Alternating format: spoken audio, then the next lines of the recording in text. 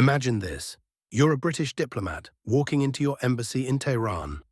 And every time you pass the gates, the sign above the street reads, Bobby Sands Street. Yes, that Bobby Sands, the Irish hunger striker who died in a British prison in 1981. This isn't a coincidence. This is political theatre. This is international protest.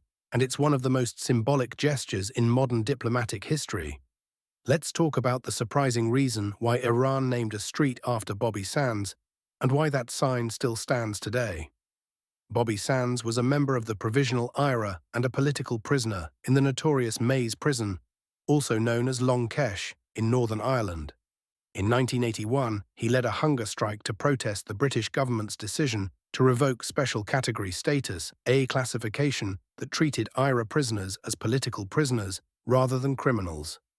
His protest lasted 66 days. He refused food, enduring brutal physical decline while remaining defiant.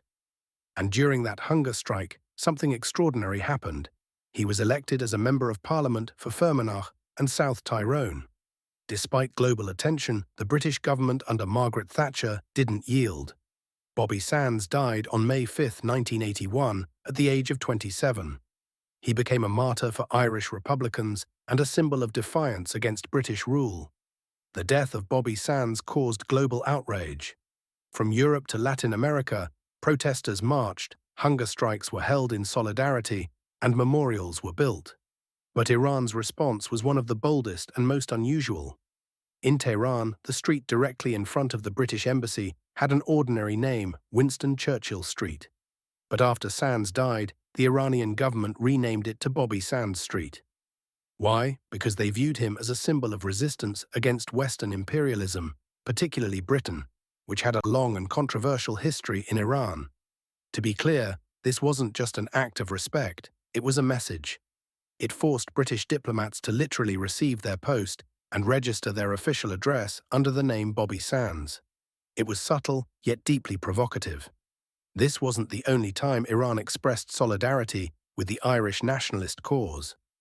In the 1980s, the Iranian Revolution was still fresh, and the country's leadership strongly aligned itself with anti-colonial and anti-imperialist movements around the world, including the Palestinian struggle, South African anti-apartheid, and Irish republicanism.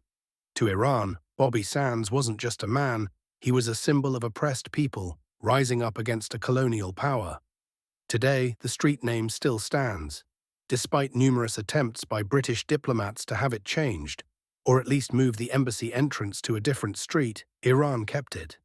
They even moved the entrance of the British embassy so they wouldn't have to use Bobby Sands' name on official documents. But locals still know exactly where it is and what it means. This is one of those rare moments where Irish history and Middle Eastern politics collide in a way that seems almost surreal.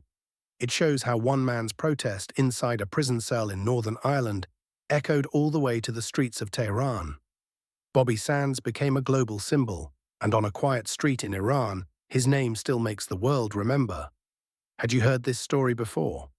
Let me know in the comments. If you want more surprising Irish history stories with global twists, give this video a like and subscribe. Because history isn't just what happens at home, it's what the world remembers.